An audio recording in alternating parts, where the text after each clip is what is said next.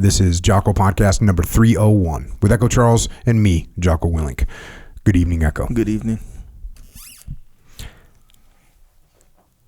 How did I end up here? I'm smart. I'm funny. I look pretty damn handsome if I do say so myself.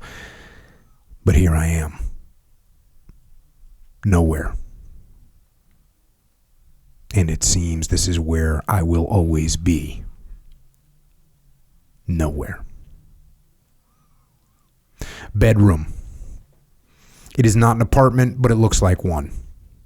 Cheap furniture, well-used carpet, not clean, but not dirty.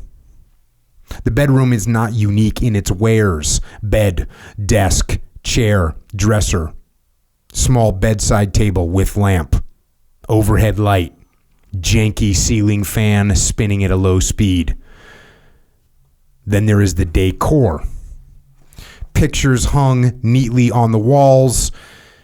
They are strange, or at least indicate a strangeness that is hard to interpret. Harmless, but different. Johnny walks in. 20-something, leaning towards 20. Pretty damn handsome for an unkempt young man who stays up too late and eats the wrong foods and drinks more beer and whiskey than he should. He looks at his brother. Johnny is frustrated. He tries to remain restrained, but it can be hard after all these years. What the hell, cleaner? Man, I told you about these shirts. Artie looks distraught. Johnny sees. Johnny cannot stay frustrated.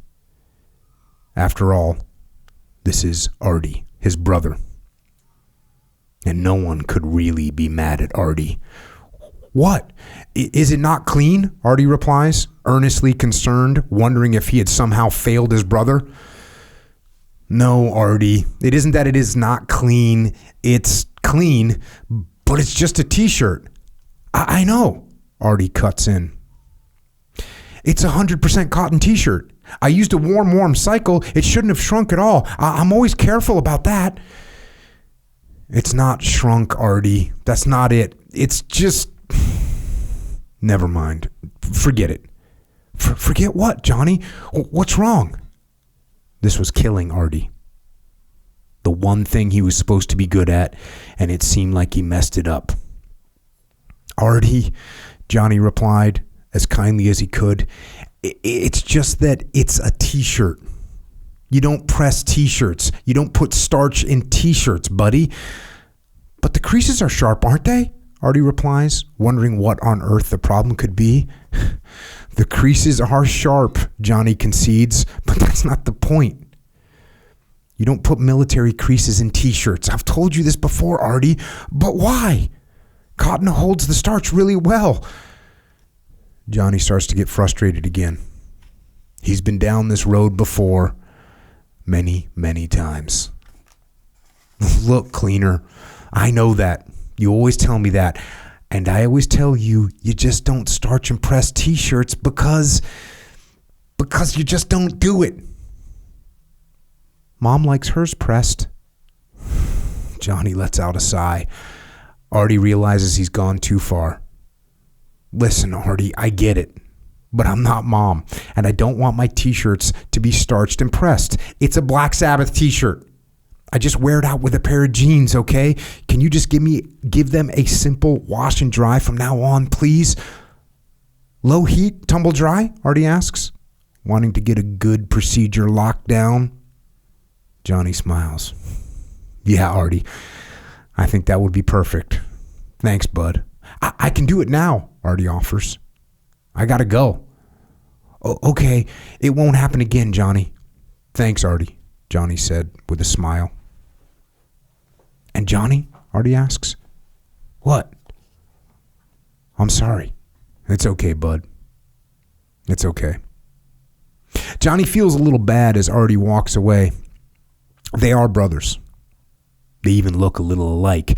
It isn't too much of a stretch to see the similar genes. Dark hair, blue eyes, pronounced eyebrows. but that is where the similarities end. After all, Artie is different. A little pudgy, glasses. It is possible to tell from looking at his face that something isn't quite right. There are medical names that could be assigned, but most of those wouldn't quite hit the mark. He's older than Johnny by 6 years, but his peculiarities keep him living at home.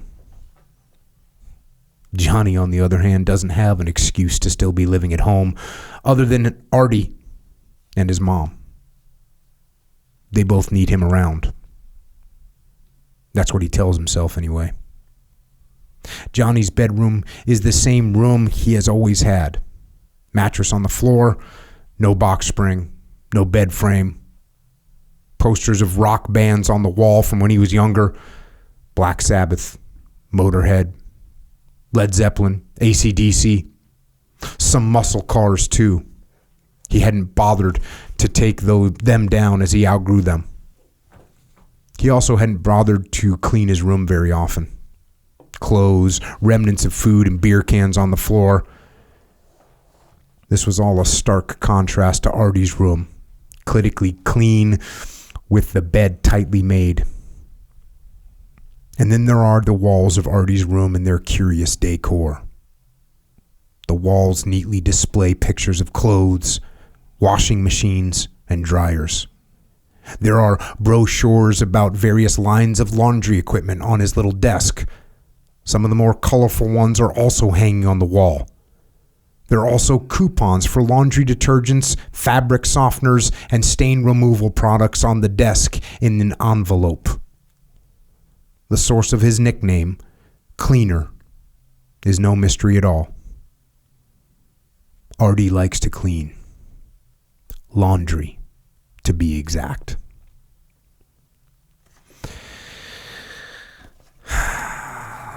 That right there is the opening to a new book.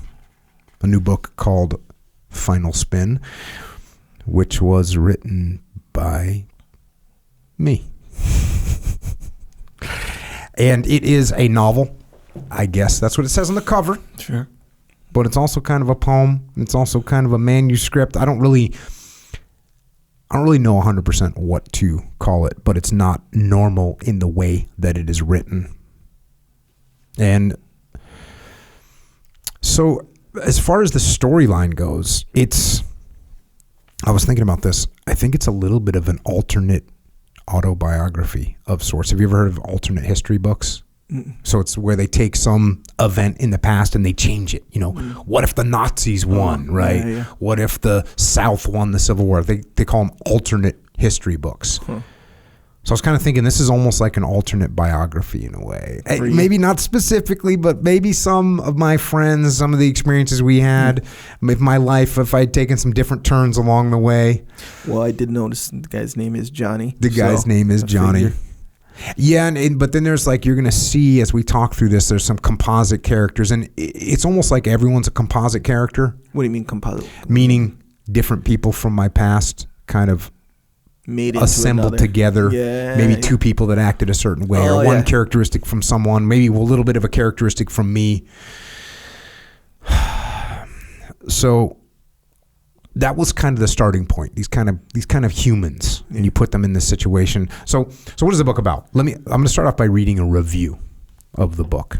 The first review to come out about the book, and this review came from something called Publishers Weekly, which is a publishing trade magazine that's been around since 1872. And the subtitle of this thing is the International News Magazine of Book Publishing and Book Selling. This is the heavy hitter of this industry. Since the 1940s, the book review section is sort of become the center of the magazine and the online website, and it carries a lot of weight. And truly, ultimately determines a lot of what you read, depending on how it does and how this publication talks about it. What's interesting is the reviews in Publishers Weekly are anonymous. They're short. They're blunt, and oftentimes to the point of being brutal. You can see that the people that write them can be harsh, and they're usually crafty writers, so they're harsh in a pretty savage way.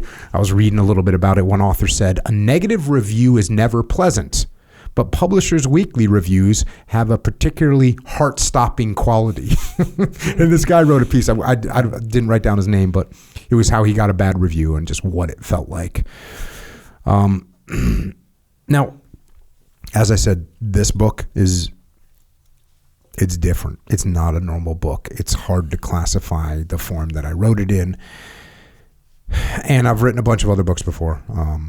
Some best-selling books, some New York Times best-selling books. But here's the thing. Those books were of a different genre, right? And that means a lot in this world. In the publishing world, in the literature world. I've written a bunch of these, nonfiction adult books. That's what I've written. And I've written children's fiction books, right? But neither of those are fiction adult books. So it's like saying, well, I played professional football, so I can play professional baseball too. It's sort of like saying that, which we know doesn't really work that way. And most people can't handle that transition and don't handle that transition. So going into writing the novel, right? I got warned. Did I ever tell you about this? Probably, yeah. I got warned by my publisher. I got warned by my editor. I got warned by my agent. They were, I think, a little bit trying to talk me out of it. A little bit trying to talk me out of it, sure. Right? Yeah. They're saying it's a different world, and they don't care what you've done before, and they might actually hold your other books against you. They kind of say that kind of thing, right? And you should just maybe stay in your lane. Which, by the way, I got that about my kids' books too. But this story is one of the stories that's in my head, and I got a lot of stories in my head, and this was the one that bubbled to the surface that needed to get out, so I got it out. And this is what Publishers Weekly had to say. So here we go from the critics. Final Spin, a novel by Jocko Willink, former Navy SEAL and children's book author. Willink, Way of the Warrior Kid series, marks his adult fiction debut with the downbeat and gripping story of a group of characters abandoned by the American dream. At age 23, Johnny cares for his alcoholic mother and mentally challenged brother Artie while holding down a dead-end job as a stock boy at a big box store. Artie is obsessed with clean clothes, and when the laundromat where he works is slated to be sold, Johnny decides to buy the business in order to keep Artie employed. To come up with the $40,000 he needs, Johnny and his best friend Goat decide to rob the safe at their store, hand off the money to the owner, then hightail it to Mexico. They get the money, but the getaway scheme is flawed from the start, and Johnny and Goat quickly have the state police on their trail. To make matters worse, Johnny is forced to say goodbye to his girlfriend, Jessica, who has just found out she is pregnant. Willink tells his story in quick blasts of haiku-like writing. And they give the example here, Johnny on the customers at his workplace, quote, people, flesh-covered robot beings in need of fuel and meaning. They find both here, end quote. With dialogue reminiscent of early David Mamet, told with a gritty simplicity, this retains a hold on the reader right through to the inevitable tragic climax. So, that's the plot of the book, and that's the impression that they got at Publishers Weekly, which was really an awesome review. I was definitely very stoked to read that, as was my literary agent, as was my publisher, as was my editor. Everyone thinks you're rolling the dice. Everyone's nervous. They're scared. Well, yeah, you kind of are rolling the dice, but the nature of dice is you win and you lose. So, a lot of times what people are worried about is the losing part. Yeah. But there is the winning part too. Yeah. Now, so they compare the writing, or at least the dialogue to, the dialogue. I don't want to give myself too much credit here, but they compare the dialogue to David Mamet, who is Well, straight up, he's a Pulitzer Prize winning freaking author. He's a playwright. He's a film director, a screenwriter. He's written all kinds of stuff. You ever heard of Glenn Ross? Yes, sir. Yep, he wrote that. No. Yeah, all Coffee's right. For closers. Always be closing.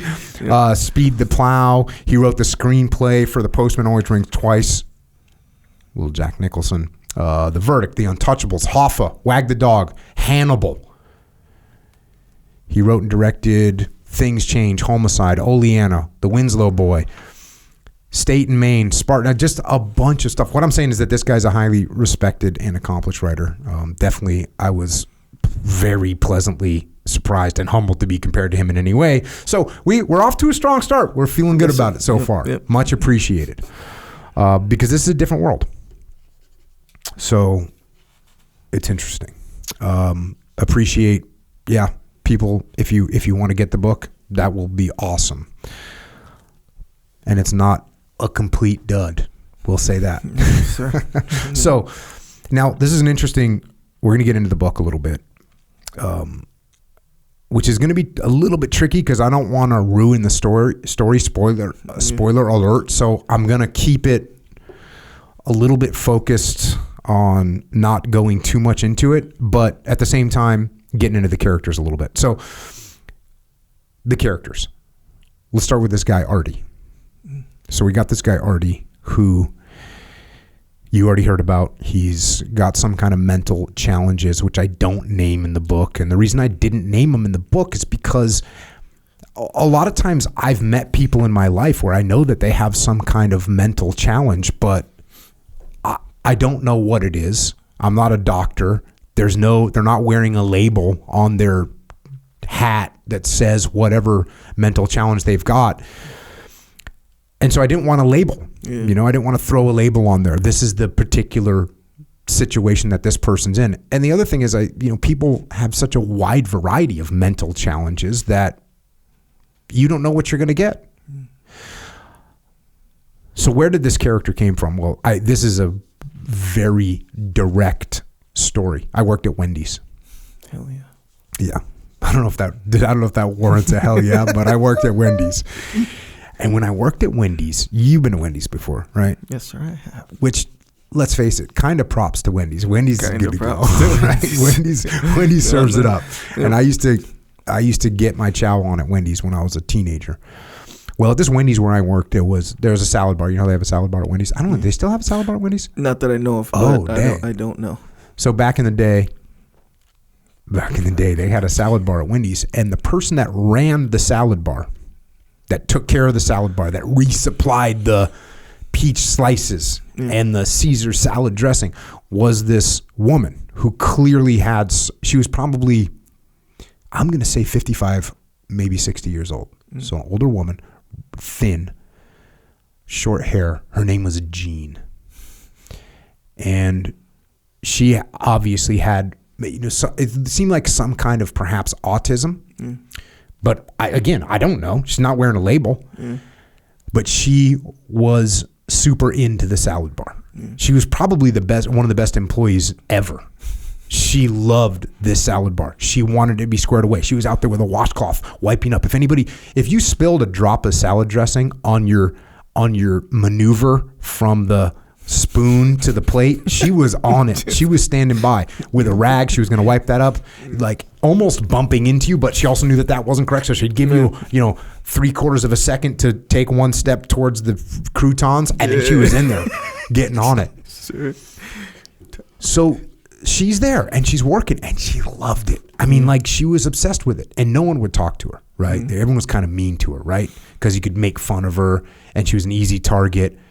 And I was cool to her. I'd always say, hi, Jean, how you doing? I'd try and talk to her a little bit. And every time I would start a conversation with her, hey, Jean, how are you? Hey, Jean, how's it going today? And she'd be like, I just opened up a new can of croutons in a new can of sliced peaches. They're going to be so good. And I'd be like, oh, that's awesome. And I'd say, I'd see her at like lunch break. Hey, Jean, are you going to take a lunch break? Yeah, but first I'm going to get more sliced onions out here. And have you seen the onions? They're so fresh. She was just fired up, man. Yeah, man.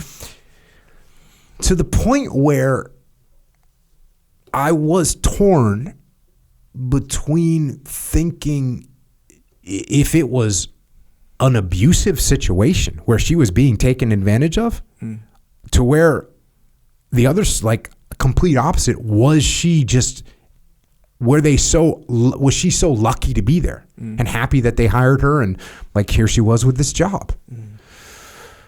So that was one part of it. The other part of it that struck me, that stuck with me for my whole life, is that she was happy. Right? So here I am, this young freaking punk ass kid, and I'm there with other punk ass kids that are working at Wendy's, and everyone's kind of miserable, right? Did you ever work at a fast food joint? Did you ever work at a restaurant? I did not work at a restaurant. The bar and nightclub was the closest. But even being a bouncer in a bar and nightclub is not. Yeah. That's let's face it. That's like a little bit kind of cool. Yeah, a little bit, right? Well, you have a little power. I was also a bar back at one point at other clubs and bartender, so it's service for sure, but it's different. You are correct. Yep. It's different. It's a little bit cool. Yes. To be a bouncer at a club. Yes, sir. Right. I mean, that can be definitely a cool job. It's not cool to work at Wendy's running the grill, running the salad bar. Yeah. You're not happy about it. There's no benefits. Zero. You know, other than you're getting paid money, which is kind of cool. So what struck me, what I always remembered is we're all kind of miserable. Even, this is what I also remember. Like the general manager, and I don't remember his name, but he was like he was one of those guys that was just working, just always pissed off about something. Like, hey, always mad. Yeah. So even the owner, I mean, I don't know if he's the owner. I don't think he's the owner, but he was definitely the general manager. He might have even been the franchise owner or something, because he was in there all the time. Yeah. But he had to be making legitimate money, because when you're a general manager, one of those, you're making good money. But he was freaking miserable. So I'm thinking to myself, everyone here is miserable. Every single person here. 100%. I mean, how many employees did they probably have? Probably a total of 35 to 40 employees, day shift, night shift, everyone's part-time, so no one's really working. So there's probably 40 employees there total. Yeah. And every single one of us was miserable and hated life except for Jean. And she was smiling and she was into it and she was amped.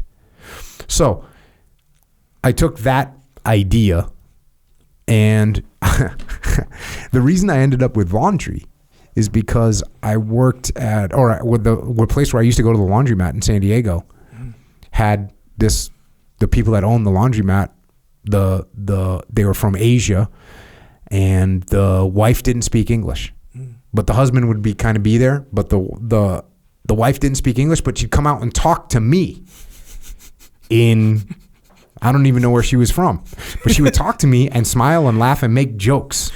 Not in English. But they were funny. I guess they were so funny that I would laugh. I would be with my wife. I would laugh and not even know what it was about. She might point at a pile of clothes and say something in whatever language she was talking to, and then just start laughing. And my wife and I would just laugh. Yeah. It had to be pretty funny for her to get that much joy out of it, right? Yeah. So, I don't know. That I landed on laundry. So there we go. There we get Artie. That kind of wraps up this guy Artie as a character, where he came from. So now we get this other character, Johnny, which, as you said, it's I guess my real first name is John. So do we get to Johnny from there? Kind of, but I don't know. Maybe just the generic of the name Johnny more than anything else. But probably the strongest influence on this character is a kid that I grew up with, a kid named Jeff Lang, who I've talked about on this podcast before. So Jeff Lang was like my best friend from maybe third grade, first or second grade until seventh grade. And in fifth grade, man, we were in the same classroom together all day. Because that's before you start going to different classes, right? So fifth grade, we were in the same class, sitting next to each other, and we were troublemakers, right? Just always getting in trouble, always causing problems, always laughing when we shouldn't be laughing, just doing stuff that we shouldn't have been doing. But he was always a little bit more. He had a little bit he had a little bit less obedience in him. I didn't have much. He had even less obedience in him. So like at that point when the teacher would threaten, oh, you two be quiet or you're going to the office. That was, I got checked by that. Jeff wouldn't get checked by that. He'd go next level, get sent to the office, right? So he had a little bit extra. And he was super funny. I mean, hilarious, kind of an athletic stud. Which what does that mean? That means when you're in 5th grade, you kind of kick ass at dodgeball, right? And you play kickball, and he's really good. And run fast. So yeah, just fast and all that stuff. Just a really good athlete, better than me, funnier than me, tall. Just a good. He was just kind of like a little bit better than me on everything, and he also had a little bit of extra rebelliousness. So as we got older, I started we started to deviate in our lives together. We were still always friends, but he started like drinking, started doing drugs, started listening to, I guess he went down like the kind of hippie music, drugs, that kind of thing. And I was going into the hardcore music and more like the straight edge thing. And so our paths really kind of deviated. But we were still friends because we were such good friends for so long that it doesn't matter what he's doing and what I'm doing. We're still friends. We just have this, huge common connection. And as we got as we got older, he went really, I don't even remember if he graduated high school because he went hard, doing drugs and drinking and just doing that whole thing. And not a bad person. That's just what he was doing. And still I'd see him in town. We'd always connect. We'd always just had that friendship. And I remember I joined the military. I joined the Navy. And, small town, and he kind of knew, he had heard what was going on. And then I saw him.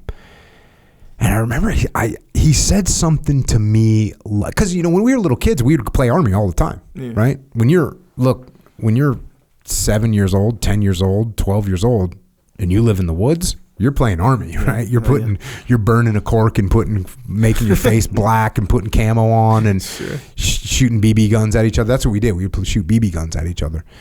And every time you got hit, you had to take a layer of clothing off. And I remember the Red Ryder, it makes a little boom when it's like boom. It's spring activated. Oh, yeah. And because, we try and put limits on the number of pumps you could put on the pump action weapons. Yeah. But I remember the Red Ryder because you could hear it, boom, and then it would hit you. So, he was into the same kind of stuff I was. And then as we got older, we deviated. So I see him, the last time I see him, before I leave for the Navy, he's, clearly not on a great path. And he said something to me along the lines of, he said, yeah, you're joining the Navy. I said, yeah. And I don't even remember if he knew what a SEAL was. I think he kind of did. I kind of did at that time. I mean, no one knew too much about it. But I remember he said something like, hey, I wish I could go with you. And I was like, you can, bro, let's go. And I could see like maybe that could. And he said, I can't. He's like, I can't. Something like I can't anymore. Like he knew he was kind of too far gone to correct the path that he was on. So I ended up going to the Navy and I was going through SEAL training. And I was probably around just before Hell Week, maybe just after Hell Week, I forget. But I called my parents to check in. I talked to my mom. And I found out that Jeff had killed himself, and he had broken up with his girlfriend at the time, and he'd killed himself. And that was, just very sad, because I think what made it the most sad to me was that he had gone down this path, and he had way more potential than I had as a human, and it was all gone. And that was really sad. And then when I looked him up, this is the last time I recorded I talked about him on this podcast, which was a couple of years ago. I had Googled him, just Googled his name, which you can Google people from, 1745, and there's some record and there's some, genealogy report about who they were. And you Google someone from 1942 and there's, an obituary about who they were. And I Googled his name and there was like nothing. Nothing. Which is just horrible because he was freaking hilarious, smart, just an awesome guy. And quite, I didn't mention this, but the book, the dedication of the book just says for Jeff Lang. So that was sort of a lot of where this character Johnny came from. Somebody with kind of potential and just stuck, made bad choices. Made maybe not bad choices, but different choices. Maybe had some bad luck thrown in there. Yeah. Lived his life. So that's Johnny. You hear about these two. Next up, you get a guy named Goat, who's Johnny's best friend. I'm gonna go to page 7 here in the book.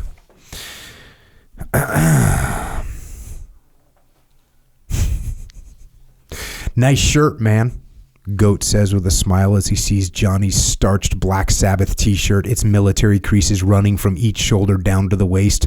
Up yours, Johnny replies. That cotton really holds the crease, doesn't it? Yeah, it does, Johnny says. You couldn't iron them out or anything? I tried, but damn, he uses an industrial press. And he looks at me like I'm ripping his heart out. What can I say? My brother is crazy. Yeah, but that son of a bitch can iron some shirts, can't he? He sure as hell can. You want another one? What time do we have to be at work? Goat asks. Not until 10:30. Shit, let's do this. 2 more, Lucy, Johnny says to the barmaid. BB's bar. Dingy, working class watering hole. Cheap vinyl seats, even cheaper drinks. Goat is about the same age as Johnny, though he looks a little younger. His dark skin has an almost childlike texture. His black hair looks as if it is always organized, regardless of what he has been doing. His eyes are dark and deep. He is handsome. He, too, has that look about him that says he shouldn't be here. Shouldn't be in a dead-end job. Shouldn't be in a dead-end bar. Shouldn't be in a dead-end life. But he is.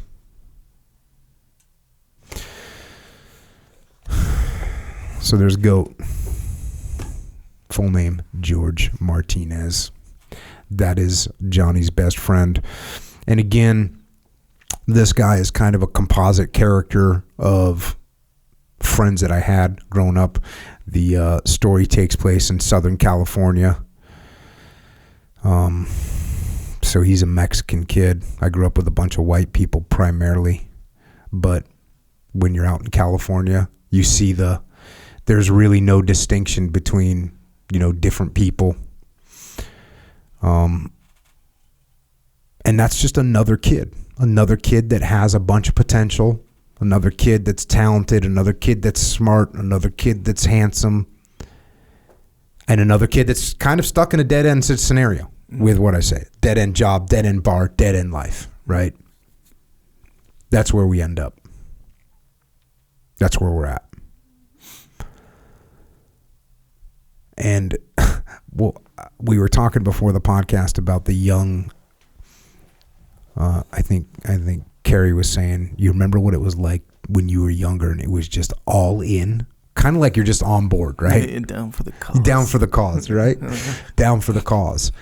And that was the characteristic that I kind of try to throw in here with Goat, was that characteristic of being down for the cause. And what's cool, when you talked about Johnny being based on me, there's definitely elements of me in Johnny for sure, but one of the elements that's from me in Goat is just down for the cause. Mm-hmm. I mean, the stuff that you do when you're 16, 17, 18, And then when I got in the Navy, you're 19, 20 years old. Guess what? Well, that's what, as you like to say, Echo, that's what we're doing? Yup, down for the cause. We're down. Yeah. We're ready to go. Well, is that what we're doing? Hey, all right. Once you kind of flip that switch, that's why, man, the young men in the world, they'll do some crazy shit sometimes because they're just ready to rock and roll. Ready to rock and roll. So there's your two main characters. And again, one of the immediate feedback points when I submitted the manuscript was, how about some more character development, right? And what I said is, you already know these characters. We already know these characters. We grew up with these characters. Everybody knows these people. Everybody knows these people. We all know them. We are them in many ways. So I was like, what else do I need to tell you? What else do I need to tell you? You know these people. I know these people. There's your character development. Look around. You started this with Artie, right? And that's one of the first things that jumped out on me. Where it's like, not only do I know who that guy is, I've known a guy or girl like that since I was a little kid. And it's just, he's just there. He's down for his cause. Some negative, some positive. Some are like angry at everyone. Some are just happy to see but really in a generic almost kind of way. I mean, it's more particular because of the book and everything. Right. But you know that guy. Totally know that guy. That's the first thing that jumped out at me. For Artie? Artie. Yes, oh, sir. Yeah. And how many Arties have you known? About 12, I would say. Yeah. But they fit that in one way or another. Man. Little different flavor over here. For sure. You know? Oh, man. I could go deep into it, too, where some people would tease them, just like your girl, Jean. Same exact thing, man. Yeah. And they're everywhere. So it's like, we all know Artie, I think. Most of us. We all know an Artie. We all know Jean. We all know Johnny. We all know Goat. Yes, sir. These are our people. And there's the character development. Yeah. And look, obviously there's more character development as goes on, but for me to take the time to explain this is one thing you're going to notice when you read this book is I'm trying not to waste any time. Yeah. I'm trying not to waste any words. Yeah. I'm trying to get you there. Yeah. Get you there.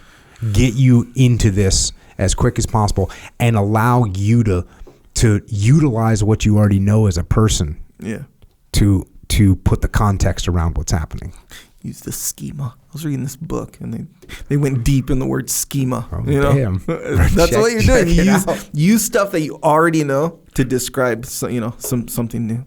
Right. Interesting. And you use you do this in real life too, where you use less words than necessary kind of thing. And it's weird because it makes you kind of go like deep in your own head almost when you read it. Like even that one when you're describing people, me, however you described it, and then it was just real. Yeah. It's like, you didn't do this. Like the opposite of that is like some grandiose thing where it's like, one after another, the people piled in like a this and like a that, and then this person, but no, you did the exact opposite. But meanwhile, you get the same effect, but it's more like in your own head, like real personal kind of presentation. There's something I talk about with leadership. It's minimum force required. Yeah. Right. I, as a leader, want to use the minimum force to get you to do what I want you to do. Yeah. To get you to do what we need to do, right? Minimum force required. I don't want to say, hey, Echo, here's what you need to do. I might say, hey, Echo, what do you think about doing this? And you're like, oh, that's probably be good, right? I want to use the minimum force. I tried to write this book where the feeling is there with the minimum amount of words. Get the point across with the minimum amount of words. It does add drama though to it. Let's admit that, because even in real life, this book aside, like it's more dramatic that way. Well, I also say all the time, the less you talk, the more people listen. Yeah. I mean, I say that all the time. I give that as leadership counsel. Hey, if you're in there and you got something to say in a meeting and you say it in 14 sentences and it takes you 7 minutes, maybe 14 seconds, maybe it takes you 7 minutes to say something that you could have said in 14 seconds, the 14-second route is way preferred. Of course. And it's going to have so much more impact. Yes, sir. But let's face it, the specifically added drama is undeniable. Like, so if we're here, I don't know, let's say we had to, make keychains or something, and there was like 100,000 keychains that needed to be made, and we get here at 5 p.m. or whatever, and I ask you, and you're like, yeah, we need to get these done or whatever, and then I look at them and I go, hey, are we gonna do all these tonight? And there's two different scenarios where you could be like, you know what, yeah, we're gonna get all these done tonight, or you could just look at me. I know already the answer is fucking yes. Yeah. Or it's hell yes, but it's way more dramatic. Yeah. Didn't even say anything. Didn't say anything. Didn't even exactly say anything. Right. Or you could pull, which would you typically do, you'll just say yes. And that's it. I want more. I want you to make me feel good. I want to, but it's just this big black hole of nothingness that I'm just left with except for yes. Like with that, you got to make of it whatever you're going to make of it. But yes, you know? So it's like, yeah, way more dramatic. It's good though. So that's what the book is written like. We're gonna roll into. I'm just trying to give some of the characters, right? Some of the characters. Here's the. I guess this is our leading female character in the book. Here we go. She is a pretty but tough-looking girl. Thick black hair that wants to curl, but is for the most part straightened by its own weight and volume. Pale skin, dark eyes with a hint of fight left in them. But most of the fight is gone. Worn away by long hours and hard work, and worn away by the reality of life. Jessica. Where have you been? She asks. Working. Where else? Johnny responds defensively. You can't call or anything? Sorry, he replies. I'm a prick. Yeah, you are, she says. You never held that against me before. Don't start now. You buy me a drink and I'll forgive you. Lucy! SoCo and Coke, Johnny shouts to the barmaid. SoCo and Coke, got it, the bartender responds. How's work? Johnny asks, although he knows the answer. The usual. Mark's an asshole. Everybody comes into that place as a fucking asshole. And I do what I do. Smile and kiss their ass. Why don't you quit? Johnny asks. It's an earnest question, even though the answer is known by him. She knows the answer too. She also has the same question. Why don't you quit your fucking job, stock boy? Ouch. Thanks, Johnny mutters, dejected. Well, I mean, fuck. Of course I'd quit that job, same as you, but who's going to pay the rent? The bartender approaches them and places the Southern Comforting Coke in front of Jessica. SoCo and Coke, she says, matter of fact. Thanks, Lucy, Johnny tells her. Thanks, Johnny, Jessica says to Johnny. Anything for you, darling, he says with a smile. Great. You're horny, she says. Hey, he replies defensively. Don't worry. I am too, she says with a smile. So there's Jessica. Again, where does Jessica come from? Kind of a composite character of growing up, of traveling, of going to different towns, different cities, restaurants, bars. She's a waitress. I've known many Jessicas in my time. And like you said, I think we've all known plenty of Jessicas. And look, she's hardworking. She's determined, but she's up against the odds. And she's also a product of, and you've learned this in the book, she's a product of some bad decisions, or at least some decisions that aren't great ones, right? So she kind of ends up stuck in this position as well. And to quote Harvey Keitel from Reservoir Dogs, yes, sir. Waitressing is the number one job for female non-college graduates in this country.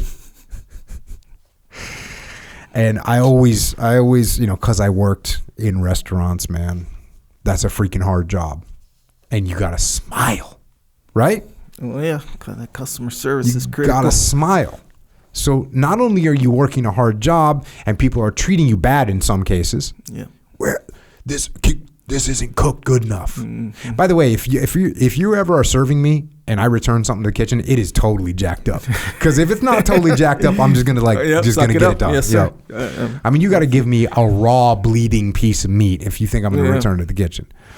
What about the wrong thing? If someone gives you straight up the wrong thing, they mess your order up, wrong thing. Is it something I'm down with? Yeah. Kinda, is it okay? Is it like, hey, I ordered the ribeye, get a piece of prime rib? Cool, I'll eat it. What if you get a fish? I'm probably going back. I'll be cool about it. Yeah. I'll probably just say, you know what I might do in that situation? This is how nice I am. Yeah, like, and I hate to say it. Yeah. Yeah. No, because I'd probably be like, hey, you know, I'm also interested in getting a steak. Can you bring me a ribeye? You get both. To go with my fish. Oh, my man. Yeah. And maybe put that in a doggy bag or something. Do you on the inside, do you actually feel bad that you have to do it? Like, Yes. if you have to, you feel bad, huh? Yep. Yeah, I'm with you, man. I don't like messing with waitresses. I know, bro. I don't like, anybody in service, right? Anybody in service. I don't like being that guy. Yeah.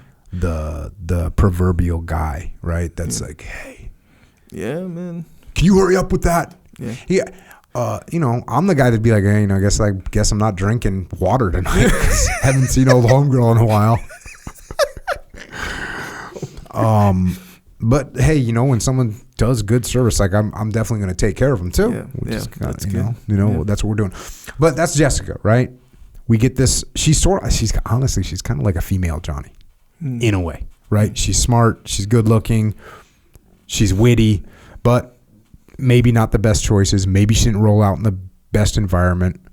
And that's addressed too in the book. There's a level of ownership that gets, responsibility for our actions. And she's the one that kind of pushes that. Like, hey, you can sit around here. Because at a certain point, I don't want to get too much into it, but Johnny starts saying, well, I didn't have the right upbringing and all this. And she's like, hey, dude, no one made you quit school. No one made you do this. No one made you did those things. But like you said, these are just people. These are normal people. These are people in the world. These are people I grew up with. These are my friends to this day. People I met along the way. Now, that's kind of your main characters. One more character I want to introduce. And there's a bunch. There are a lot more characters in the book. I shouldn't say a lot more. I tried to limit the number of characters as much as possible, right? Yeah. I don't want to have this big, complex storyline that's hard to follow. I wanted it to be, when you heard someone, I want you just to know who it is, and boom, you're locked. That was my goal, simplicity.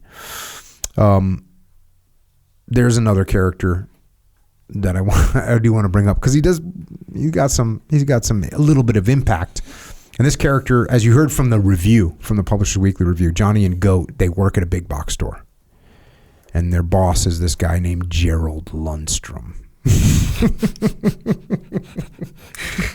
Jerry, also known as Jerry, and they call him the Weasel. That's what they call him.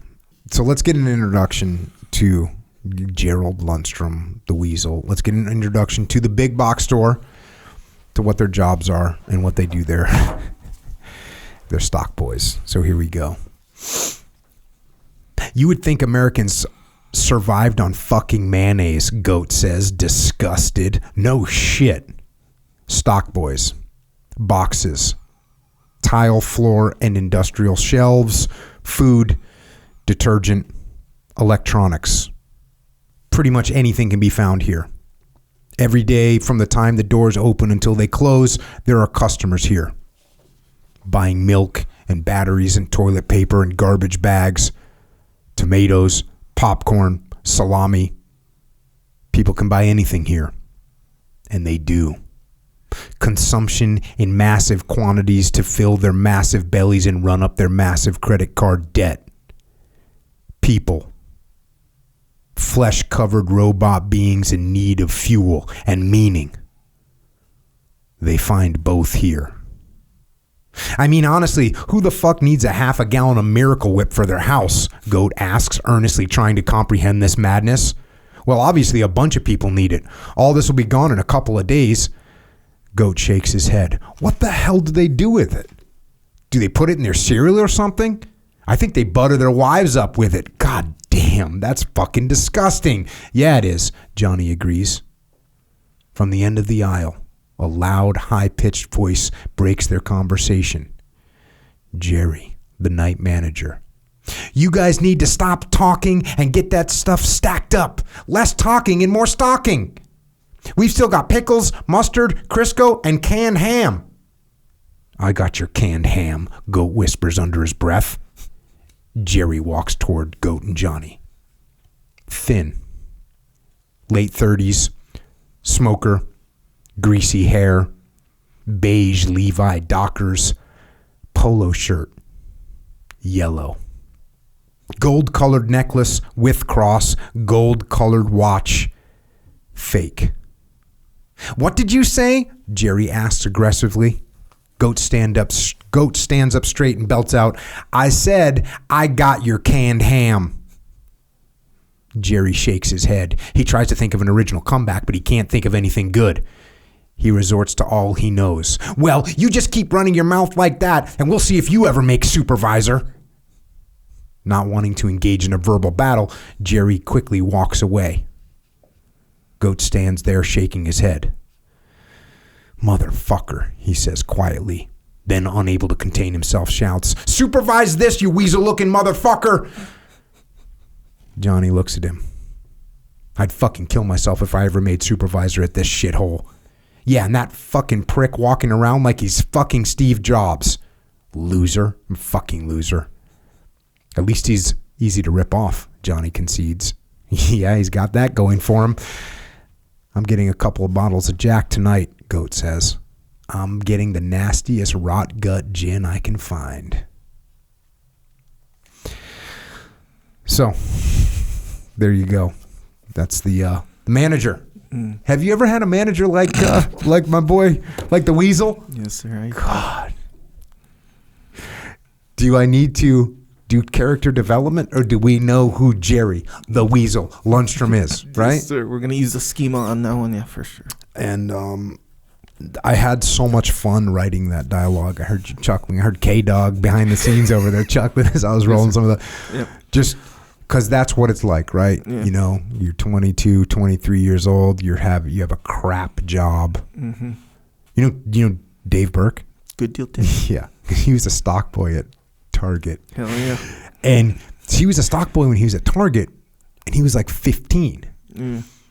And he's like, you nailed that dialogue, you nailed those characters. And I said, how can that be? You weren't like that. And he goes, no, I wasn't like that. I was 15 just trying to do a good job and trying to get money. He goes, but I worked with guys that shouldn't have been working there, that were 22, 23, 24 years old. Mm. And I would hear them talking, and you freaking nailed it. Yeah. The way these guys talk to each other and talk shit. Mm-hmm. So we all know managers like this, kind of a stereotypical manager. And that's the way the world kind of gets put together for this book. Now, again, I don't want to start covering the plot of the book. You kind of heard it from the review, a little bit of what happens in the plot. You don't get the whole deal, but that's sort of the direction we're heading in. Got to get the book to get there.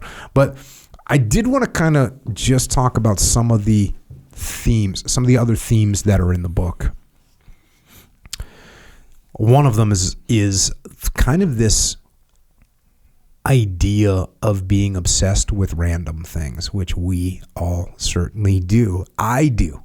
We all end up obsessed with these random things. And if you look at it from the outside, it doesn't make any sense. Mm. So, jiu-jitsu, surfing, archery, rock climbing, music, guitars, NASCAR, lawn, super into your lawn, right? Super into fishing, super into yoga, super into cooking, super into grill. Like, there's all these things that people just get into. Yeah. And that level of obsession could be about anything, right? And that was one of the fun things that I had with Artie. Was I was thinking, what would be the most random kind of thing that you could be obsessed with? How about laundry? Yeah. Doing laundry. Yeah. But there's not that much difference between being obsessed with doing laundry and archery. Yeah. And believe me, I'm pretty obsessed with archery. I spend a bunch of time doing it. I spend money on it. Like, why? Yeah. I could be making super clean clothes. Jiu-jitsu. Hey, we're super into jiu-jitsu. Yeah, we could talk about this freaking skill and this and that. But at this point, we have kind of the basic skills that we need to defend ourselves. We're just doing it for a whole nother reason, right? Yeah. Lawns, right? Yeah. Like lawn care. People get fired up for that stuff. Oh, yeah. So that's something that we do. It's an underlying theme in the book is, man, think about what you're doing. What are you obsessed with? Why are you obsessed with it? Yeah. We get into some weird stuff. Yeah. Yeah, that is weird. Consumerism. buying stuff. That's another thing we do. You wrap the obsession around consumerism, buying stuff. And if you've ever been to a big box store, which I certainly have been to many and still go to, or I should say still shop at, because I don't go to them very often. My wife kind of gets that done. But you go into those places and we consume a lot of stuff, right? And here's what I think is interesting. And nowadays, this book takes place in the early 90s, late 80s. I'm going to say early 90s. So there's no cell phones. But one thing that I've found that I believe, and you can tell me what you think. Have you ever built something? Yes, sir, I have. And that took you some time and effort? Mm-hmm. What's the biggest thing you've ever built? Biggest one? Yeah. I don't know. But that did not come from IKEA. Yeah. So I don't know the biggest thing. That's going to take a while for me to think of. But the thing that did jump out at me was I used to make slingshots when I was a kid. Okay. So you'd go down, in my case, I'd go down the valley, the canyon, whatever. And you'd find a guava tree. I like the guava tree wood. And then you find where there's like a perfect Y. It can't be like too narrow of a split. Right. And it can't be too wide either. There's a lot of those. You got to find the perfect one. Boom, you cut it all 3 spots, and you bring it back. You skin it, let it dry for a little bit, like a few days or whatever. This is when I went extra on it. I'd sand it down so it looks kind of cool. You can put finish on it. I never really did that. And then you go buy it's called surgical tubing. Yeah. This stuff. And then you attach them, and then you cut off the tongue of your shoe, of like an old shoe or whatever. You cut it off, and then poke the 2 holes, use a knife or even like a hole puncher. It's harder to do the hole puncher, but you do the 2 holes, attach the surgical tubing. What I would do is I'd do this. Surgical tubing, go in the hole, curl back. I'd super glue it together, wrap it with thread, not too tight because it might start cutting into when it starts to oxidize a little bit, and then tape, like small piece of tape. So it'd be super strong, super strong. Do the same thing both sides, or all 4 attachments, and boom, there you go. Looks nice too.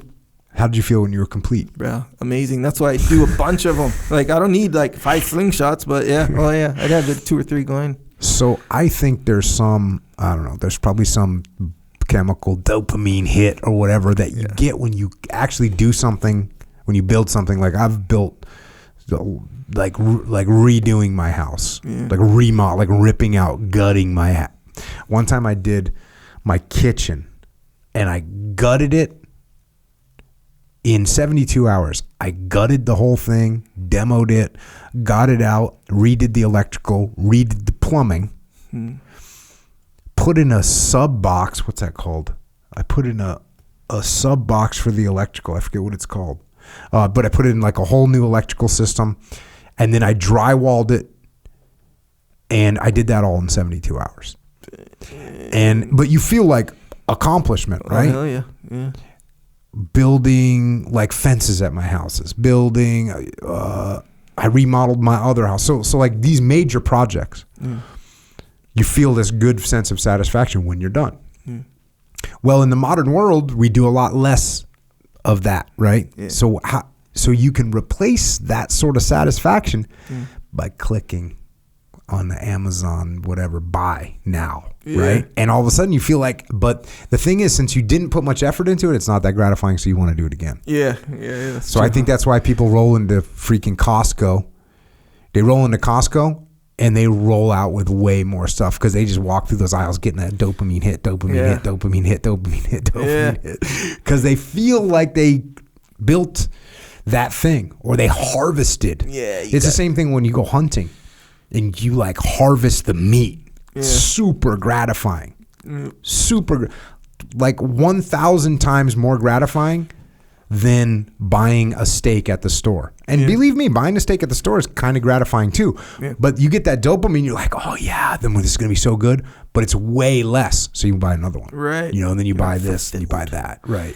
Yeah, that's weird, huh? So it's kind of like when you kind of maybe cut it all the way down to what the hell's going on with that little transaction. It's like you know, like almost for lack of a better way of putting it, in the wild or in the, you know, nature, whatever, you put in this work and then you run through some challenges, you overcome those challenges, then you get the reward, right? Any pursuit, that's sort of the system. And your brain, you know, follows along accordingly. Boom, you put in the work, you get obsessive over it, you run into a challenge, you overcome the challenge, and you're back on your path to, you know, for that main goal, you know, and the harder you work, the bigger the reward usually, right? As far as in your brain, like the bigger the payoff, you know? So it's like if you overcome all the and then you finally reap that reward. In your case, it's hunting the elk or, you know, whatever the reward is, the prize, right? There, boom, there's your ultimate satisfying dopamine hit, whatever.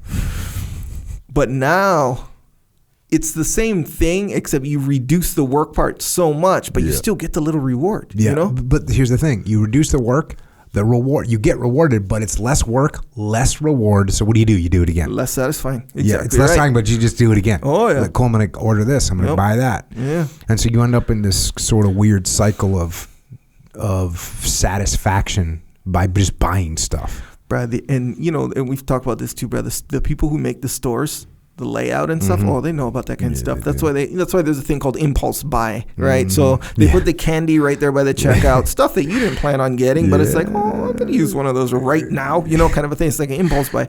You ever get? I don't see you doing this, but maybe you do. I don't know. But you know when you're shopping on Amazon, right? And me, I get a lot of care will relate to this, where I get a lot of little cables and little tools and whatever, you know, just for this thing or that thing or whatever. And then when you check out or when you add it to the cart, they'll introduce all these other things. Yeah. People also bought. And then I'm like, you're like dopamine. Oh yeah, I could use that. Never gonna use it, but I could imagine myself using this pair of pliers. You know, so many. I have 2 pairs of pliers, by the way, already. Oh, but that one with the red handle, and that one's kind of dope. And it has a little thing on the side. I am the most. I research stuff to the point where it's stupid. You trying to get me to buy something?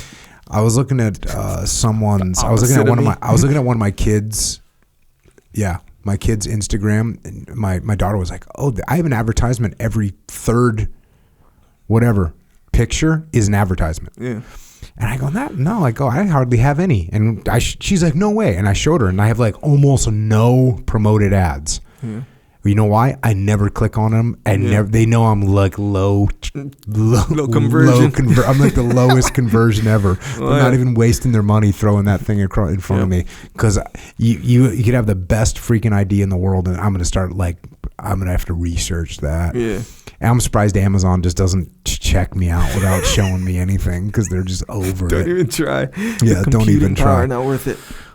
So that's an underlying theme, but here's the kind of the real I don't know, maybe it's the heaviest underlying theme is just the idea, and it's about happiness, right? Not only about happiness, but this sort of underlying unhappiness in the world, underlying sadness in the world. When I was a kid and I was working at Wendy's and I saw Jean and I saw that she was freaking happy. And I knew that I wasn't. And I didn't even know if I could be. It didn't seem like an achievable thing. It seemed like there was too much. It seemed like there was too much underlying things in the world that just are going to be bad. Right? And I always sensed that in the world. I always had this sense in the world of this underlying sadness, this underlying despair, this underlying suffering. And I don't want to use the term depression, because maybe you wrap all those things together, because depression seems like it's a clinical, sort of like a problem that you treat type thing. And I didn't feel like this was a clinical problem. It just seemed like life to me was not going to go the way you wanted it to go. For anyone. You're going to end up in the wrong job. You're going to end up in the wrong relationship. Something's going to be wrong with your health. Something's going to be wrong in your family. And we're going to die. And we're all going to die. And before we die, we're going to suffer. And by the way, everyone that you know and everyone that you love is going to suffer and die. And so I kind of had this underlying sense of the world. And then I would catch like glimpses of people that were happy. And sometimes it was someone like Gene. There was another guy that worked at a freaking junkyard who was kind of jacked, especially when I was younger. You know, when you were younger, and in the 70s, if someone was jacked in the 70s, like it was a whole, it was like a next level, right? Yeah. Because you're not used to seeing people that are jacked at all. And I remember seeing this guy who worked at a junkyard, and he looked happy, and I was like, dude, this guy's just jacked and just lifting engine parts around a junkyard. And it seemed like he was happy. So that's sort of this underlying theme. And I'll tell you, like, when I got to the teams, thank God. When I got to the teams, that's when I started feeling like, oh, like kind of happy. Like, this is cool. Yeah. The people I'm with are kind of cool. And life's not going to be perfect, but we're going to have a good time living this imperfect life. So I started to get a little bit relieved of that as I got older. But I think that, you know, Johnny kind of realizes that he's not going to be happy. And this is the other sort of underlying theme, is this idea of sacrifice. And when Johnny realizes that he can't be happy, or at least he doesn't think he can be happy, he sees that, you know, kind of the way I looked at Jean, the Wendy's salad bar girl, but that's his brother. Mm-hmm. And the situation unfolds where he's not going to be able to be happy anymore, where Artie is not going to be happy anymore. And Johnny knows if he makes sacrifices, he could preserve the happiness for his brother, especially because he's never going to be happy himself.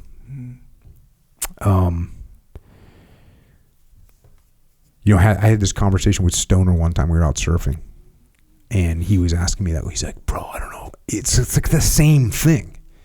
He's like, bro, I'm never going to, how am I ever going to be happy? I'm never going to be happy.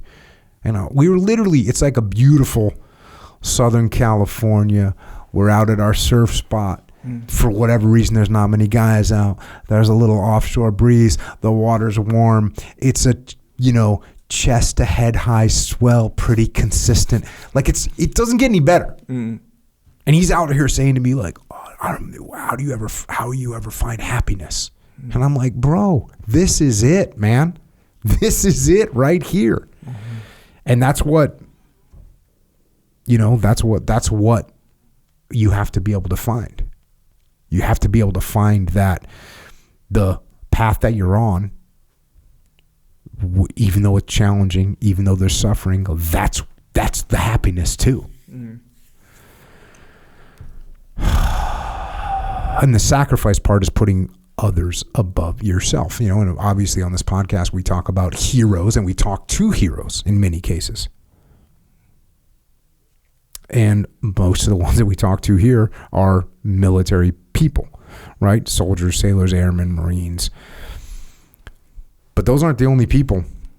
Those aren't the only people in the world that are heroes, right? And I'm not just talking about law enforcement and, you know, firefighters and first responders as well either. There's all kinds of people in the world that put others above themselves and put other people's happiness above themselves. And whether that's mothers and fathers and sisters and brothers and wives and husbands and friends. I mean, there's friends that do that. Friends that put other people's happiness and other people's success above themselves. And really, that's one of the other underlying themes of the book.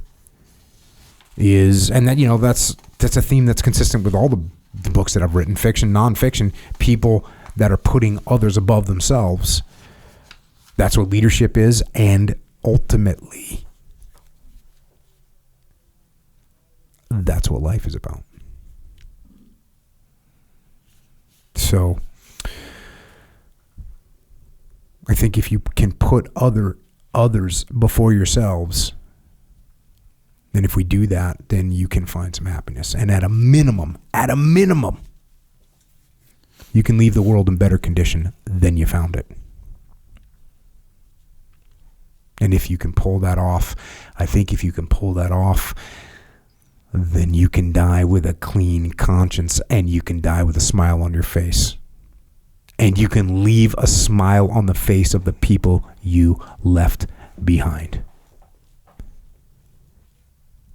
And that's a good life. And that is Final Spin.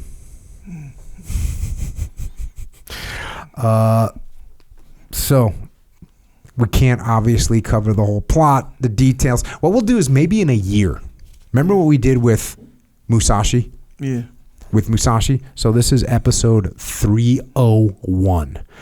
Episode 401. That's actually 2 years, isn't it? Yeah. Ish, yeah. We'll give people 2 years to sort it out.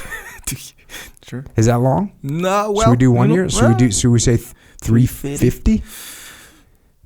Sure. Okay, we'll go 350. We'll shoot for 350. So 350, we'll do full spoiler. We'll just tell everyone what's going on. Yeah. We'll take a bunch of questions about the book.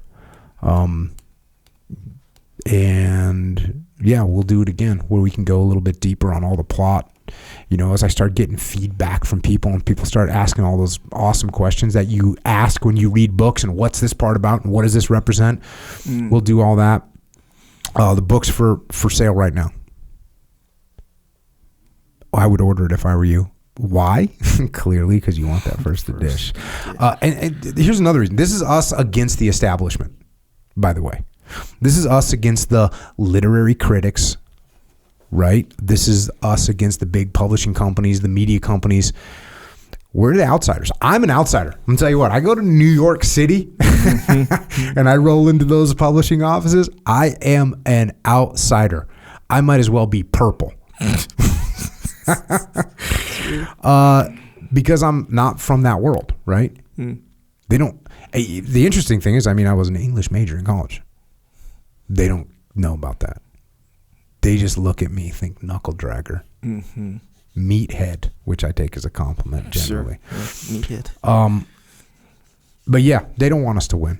So join the cause, right? Let's take the fight to them. Get that first edition. And here's the other thing. I was planning to do a speaking thing, kind of like Jocko Live, what we did last year right before COVID hit. We were booking it up, and the whole the industry's still paranoid, and a bunch of the venues started getting crazy with the way they were going to run them, and some of them wanted to cancel. And so I said, all right, fine, we'll put it off. So I'm going to do a Jocko Live tour with this. I don't know what cities I'm going to. The only city I keep saying I want to go to is Detroit. I just want to go to Detroit. And by the way, you know who Jack White is? Jack White. White Stripes. Oh, I'm thinking Todd White. No, I do now, yes. Yeah. So he's got a thing up in Detroit. He's got a place where he can record bands straight to vinyl. Oh, damn. So it just straight to vinyl. Yeah. I think it's a venue that holds like 50 people. Oh, damn. So I want to do Jocko Live there. I want to record it straight to vinyl. Yeah. And just get... My man's getting artisan on us. Yeah, man. Bro, straight to vinyl? I think it might be the only place in America where you can do that. That sounds correct. And plus, the White Stripes are awesome. Jack White's freaking awesome. So that would be sick to do. So I'm going to try and go to Detroit. Maybe I have to do a big show before that to get everyone in there. But then after that, we'll go straight to Third Man Records. Straight to vinyl. Do you have a record player? Yeah. Yeah, I was looking into that on one of my Amazon spirals. The record player. They have a lot nowadays. Yeah. It's vinyl, dude. Yeah, man. It's not going away. Right? Yeah, we're talking about people being obsessed with things. Yeah. Vinyl's one of them. Yeah. Get that vinyl out. Yeah. That record sounds better, allegedly. Yeah. I remember there's a Motorhead album where he put in between the songs on the CD has like the record sound, like the I'll do that too sometimes. Come on, man. It's pretty sick, right? Yeah, well, even with film, that's how, right? Where it's like, no, film looks like way better. Video and photography, they're like, no, film all day. Yeah, film Digital all day. is whack. Digital's lame. Lame. Doesn't look as good. Doesn't look as natural. Doesn't look as, doesn't flow with your senses. So Detroit, that's one city I know I'm going to. Why? Because we want it to flow with our senses. Yes, sir. We're going straight to vinyl all day. I don't even know if that's a possible thing. I don't know if it's possible. People might be like, you can't do that. You're not even a band. I'm like, no, I'm going to talk though. Yeah, it's an album. You've done albums we with have tracks. done album with tracks, right? Yep. So this would be an album. An album straight up. You've been to Jocko Lives. Yes, sir. I have. Some of them might be cool records, right? Yes, sir. They would be. Vinyl all day, man. Then you get clear vinyl. You get the red vinyl, right? You know what I'm saying? I don't know what red vinyl is, but the vinyl's red. That's what red vinyl is. Or you get the clear vinyl. What's clear vinyl? Clear. The record's clear. You can see through it. You ever heard of that? I never heard of that before. K-Dog's in the house. In the game, yeah. Dang.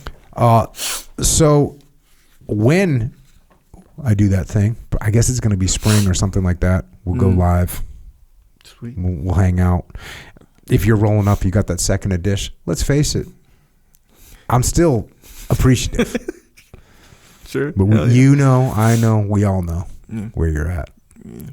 Appreciate the support. Let's crush the world with this book.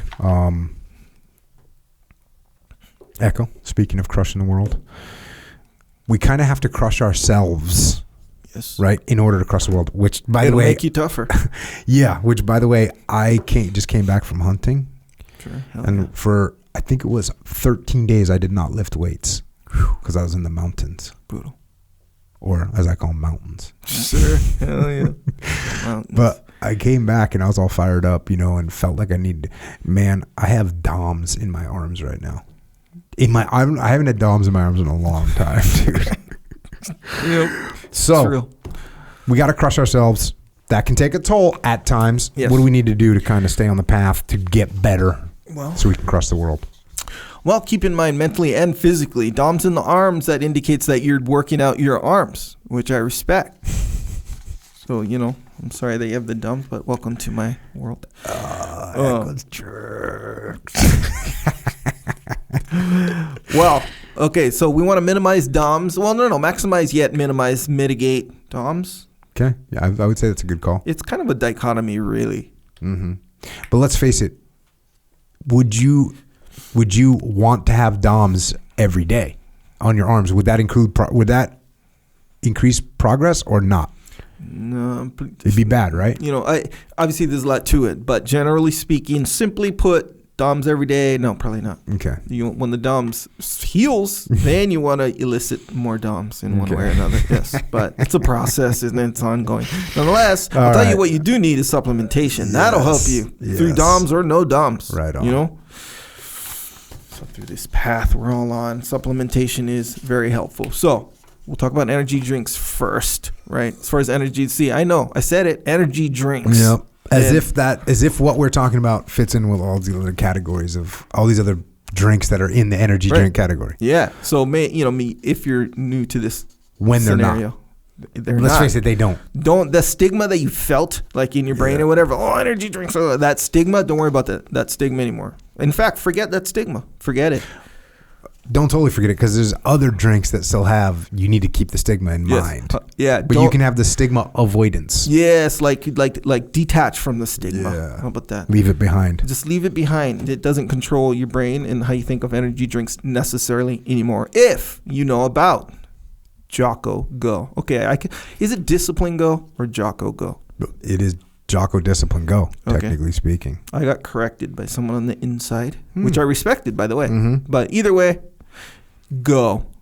Jocko Discipline Go. It's an energy drink that is good for you, front to back, good for you. Not the kind where you're drinking, you ever seen that? There's this commercial, I think one of these comedy YouTube channels. Mm-hmm. They're like, if energy drink commercials were honest or whatever, and they called it like a metal tube of psychedelic poison, or I don't know, something. But they kept referring to it as a metal tube of some kind of poison. Yeah, you know, whatever. Accurate. Yeah. Oh, Brad, watch the video. It's funny. You're like, damn, that is all true, and it's interesting.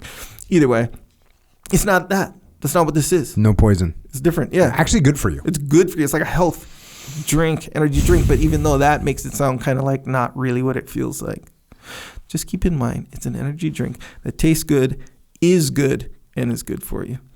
And gives you energy. It's energy. Legit. No chemicals. None of these weird preservative things because of the process. High quality. It's quality. Mm-hmm. Many flavors. The best in which is mango, factually, in my opinion. Check. But you're going to have to choose for yourself on that one. It's called Jocko Go.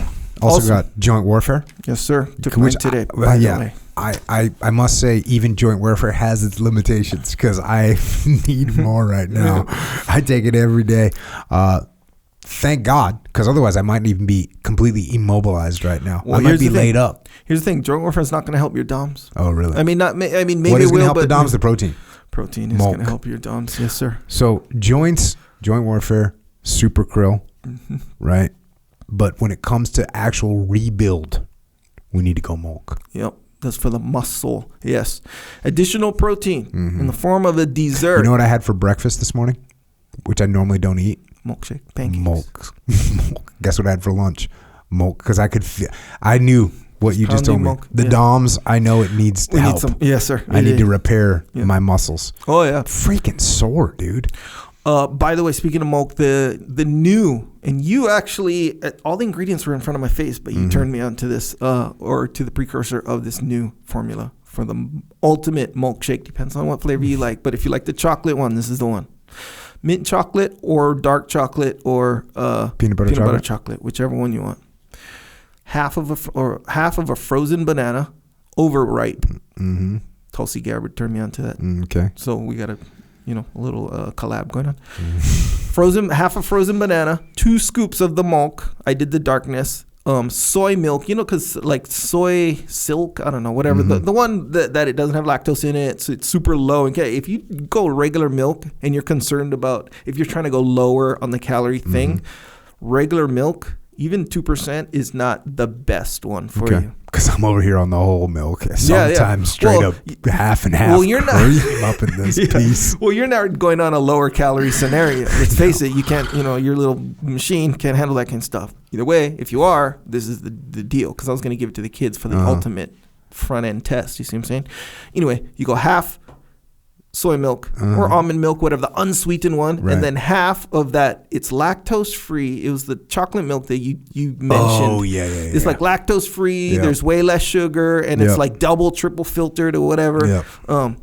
And you go half that too. Mm-hmm. Oh, just for the extra boost of chocolate or whatever. Yep.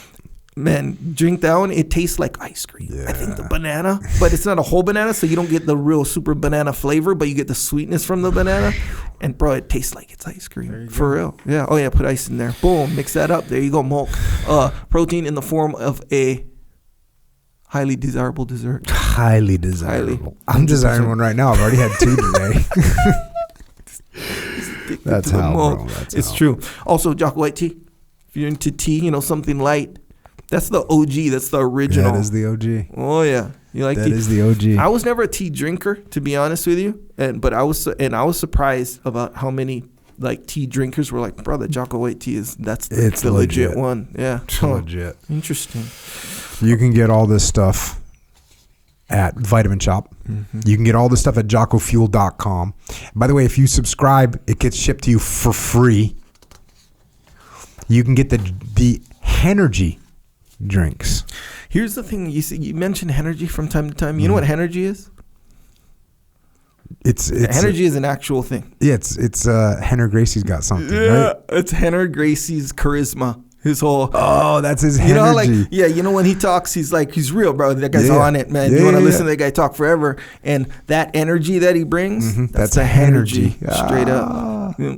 I thought it was like he mixed some food up, maybe an acai bowl, but that was a Henergy one. I think the presentation of that, was the energy. Yeah. So I'm just saying we got. Well, we need to talk to Henner then and get it. Maybe he could approve of the energy drink over here. Yeah, but I think it's in the presentation. So I'm just saying it might be. I don't know. Maybe not. But it might be misleading to say, hey, they are considered energy drinks. You see what I'm saying? So I don't know. So this was not officially endorsed by Henner. Yes. Okay. But if you want to get these drinks. Genergy drinks. I just made that up because there's a Jocko energy drink. Sure. I don't know. Genergy. Sure. Hell yeah. If you want to get these Genergy drinks, you can get them at Wawa as well on the East Coast. And by the way, we'll be rolling out for everybody else in the country that's not on the East Coast. Yeah. That's been hitting us up. Like, what about this store? We're working them. Yeah. And we should start to see some of those other big stores across the country rolling out shortly, so that way you can get some. Hell yeah. There you go. There you go. Especially speaking of getting some, you want some American-made stuff. And when I say stuff, I don't mean just random stuff. Right. Good stuff. Jeans, boots, various other leather goods, depending on how creative Pete is feeling. Some wallets in there. Can you still get the wallet? Yep. Both of them. Yeah. There's like a small one and a big one. Yeah. So back to the jeans, Delta 68 and the what's your OG? Factory jeans. Impressive jeans. And I care about more elements of jeans as far as when you put on jeans than this Jocko guy. You care about a number of things which are critical and fundamental. I get it. But functionality. Yes, sir. Is all I care about. Yes, sir. I understand. In life. But me, I care about the fit. When I put on the jeans, fit is part of functionality. Yes. In my opinion. Okay, I care about the aesthetic fit as Not well. Important. Okay. See, I understand. Yes, sir. So, when I'm in the mirror, I look in the mirror and I look at myself and I look at my wife next to me. And if she's like giving me the approval, that means a lot to me. See what I'm saying? Versus I put them on and she's like, stoic face, maybe sour face. Wow, that's got to be rough in your maybe household. Let's see what else maybe you have, like those types of reactions. That means a lot to me. You see what I'm saying? My wife's just stoked. Yeah. Yeah. Well, you know why she's stoked? Because you put on the Delta 68 like it is in my case. Look, right, maybe it doesn't mean much to you. Nonetheless, it still reaps the same benefits. You see what I'm saying? And your wife, my wife, they're there to convey, their approval, and around we go. You see what I'm saying? So it doesn't matter if you notice or not. OriginUSA.com. Oh yeah, American made. So when I say American made, it doesn't mean we assemble them. No. Sewn and grown and sewn right here in America. Everything from the rebuilding this whole freaking country, bringing manufacturing back to here, and that's what we're doing. Yeah, they're doing some great stuff over there. Also, Jocko has a store. It's called Jocko Store. That's where you can get your shirts and hats and hoodies, anything you want to wear to represent the path. Discipline equals freedom. You can go deep on the idea of discipline equals freedom, by the way. Yes, you can. Yeah. Sometimes kind of hard to understand, but when you understand it. I mean, I wrote a whole damn book about it, so I would say I went deep. Some help. Yes, sir. Yes, sir. Nonetheless, you want to represent. But thank you for telling me I could go deep. I have gone deep. Well, I'm thinking, you listen to music when you work out? Yes. Okay, so sometimes I will too. Sometimes I'll listen to podcasts, depending on the podcast. Sometimes the podcast can distract you from the workout, by the way. So keep that in mind. But every once in a while, I'll go with nothing. Not listen to anything. It's good. That's when your mind, you find your mind just going deep on some random thing that's always in front of your face or whatever. Yep. And that's what happened recently to me. Discipline equals freedom. And man, I have the freedom to do all this stuff, but I'm not going to do it because I'm disciplined. You see what I'm saying? And you can go deep in your own mind. Anyway, if you're representing that, you can get your shirts and hats and hoodies and a bunch of other stuff on jockostore.com. Also, we have a subscription situation called the Shirt Locker. Kind of an exclusive deal, It's a monthly thing. You get a new shirt, different from the exclusiveness. It's slightly exclusive. It's available to anybody. It's real exclusive, bro. I'm just saying, if you're part of the Shirt Locker, you're wearing your Shirt Locker shirt. Someone who's not part of the Shirt Locker, they see your shirt, they're gonna be like, "Hey, where can I get that?" You see what I'm saying? Yep. That's exclusivity. It's pseudo exclusive. Right. Nonetheless, cool designs. JockoStore.com. Speaking of subscriptions, you can subscribe to this podcast if you want to. and it's everywhere. We also have some other podcasts, Jocko Unraveling podcast with my bro Daryl Cooper, DC. We're recording a couple this week. Grounded podcast, which are we holding on to that? Are we holding on to it? It's still out there. Some people are waiting for it. Let's say like 7 people. It's a non-scheduled podcast. Okay. We'll say. Maybe at some point we just roll back deep on the Grounded podcast. Warrior Kid podcast. We also have the Jocko Underground podcast. It's our alternative location in case things get tyrannical around here. Hey, I don't think they will, but some days I wake up thinking maybe they will. So anyways, we've built a platform that we can operate on with pure independence and not have to rely on the current platforms that we're on. We hope it doesn't come to that. But if it does, it would be foolish for us not to have a contingency plan. If you want to help us with that, you want to be a part of that, go to jockounderground.com. It costs $8.18 a month. You can probably figure out what that stands for. $8.18 a month. But listen, if you can't afford that, but you still want to support, you still want to be in the game, email assistance@jockounderground.com. We'll get you in there. We release another podcast once a week that's a little bit more, it covers some tangential topics, try and give you a little bit more information, let you know what's going on.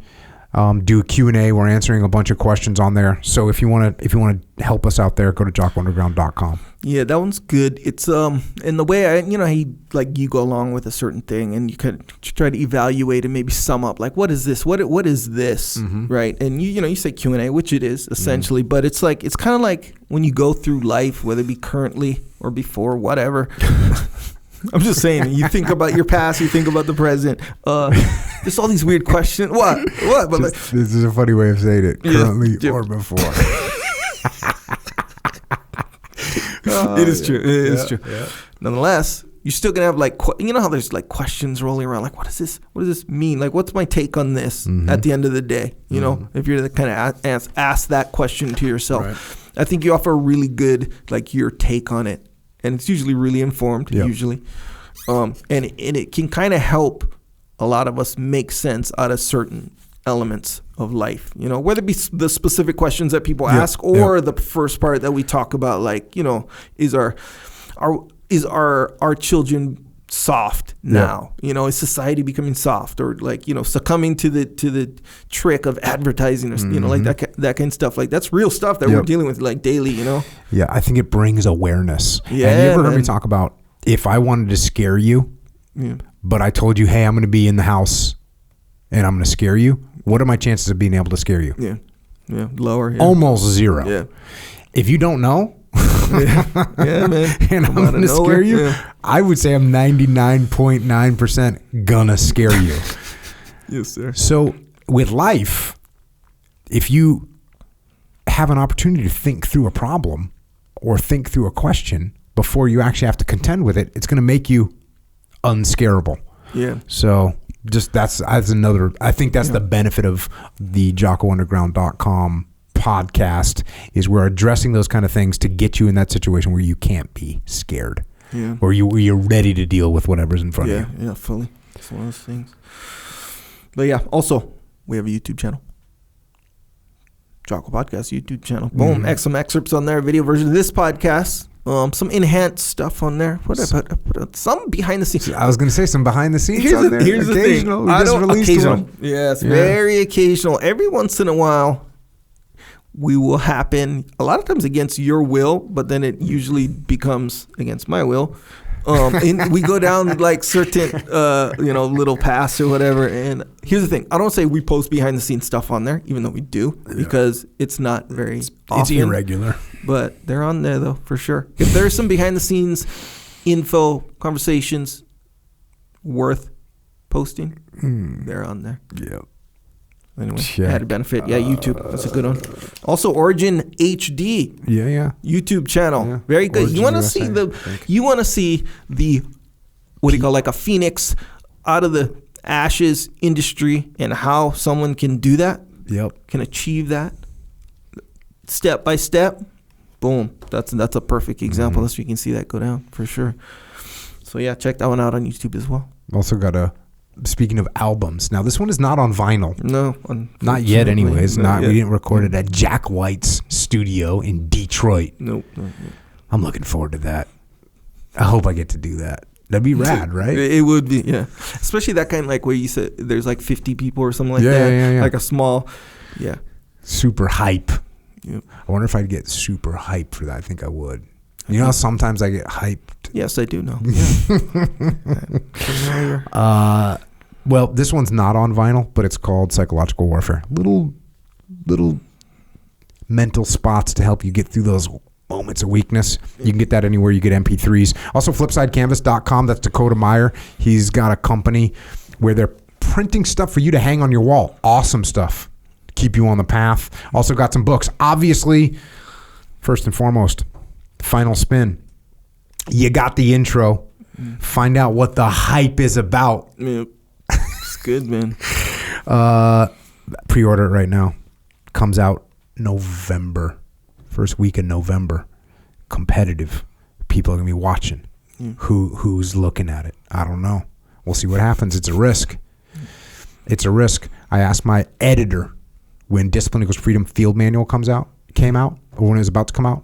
I said, have you ever taken this much of a risk before in a book? He said, no, never, because it's so different. He said, this one, same ballpark. It does these kind of books. The book doesn't exist. There's no book like this. So, Final Spin, if you want to support, you want to be high-fiving, you want that first edition, order that thing. Leadership Strategy and Tactics Field Manual, the code, the evaluation, the protocols, Discipline Equals Freedom Field Manual, the brand new version, Way of the Warrior Kid 1, 2, 3, and 4, Mikey and the Dragons, About Face by Hackworth, and of course, Extreme Ownership and the Dichotomy of Leadership that I wrote with my brother, Leif Babin. And speaking of Leif Babin, we have a leadership consultancy. We solve problems through leadership. Go to echelonfront.com for details. We also have a muster coming up. It's a live event. It's in Las Vegas, October 28th and 29th. Come and get some of that. You can find all those things at echelonfront.com. We also have an online training at Extreme Ownership Academy. The leadership is not something you just learn and now you're good at. Oh, I got a shot of leadership. I read one book. Now I'm good. No, you got to work at it like the gym. So we got a leadership gym for you. Go to extremeownership.com for that. And if you want to help service members, active and retired, you want to help their families, you want to help Gold Star families, check out Mark Lee's mom, Mama Lee. She's got a charity organization. And if you want to donate or you want to get involved, you want to help out, go to americasmightywarriors.org. And if you want more of my ridiculously rambling reads, or you need more of Echo's obtuse opinions, you can find us on the interwebs, on Twitter, on the gram, and on that Facebook. Echoes at Echo Charles. I am at Jocko Willink. And thanks to all the men and women in the Army, Navy, Air Force, and Marines. Look, Final Spin is a book. It's a fiction story. I sat around and came up with this idea and wrote it. And the only reason I was able to write it, the only reason I had the freedom to write that is because you all are out there providing security and stability through your service. So thanks to all the military. And the same goes to our police and law enforcement, firefighters, paramedics, EMTs, dispatchers, correctional officers, Border Patrol, Secret Service, and all first responders. We get to do what we do because you do what you do every day to keep us safe. And everyone else out there. Happiness. Happiness isn't a destination. You don't get there. You don't arrive. You are there. This is it. And it might not always seem like it, but the struggles and the sacrifice, those are life. And those ultimately are happiness. And you will find them most clearly if you put others before yourself. So keep pushing. Keep looking up. Stay clean. And of course, keep getting after it. And until next time, this is Echo and Jocko. Out.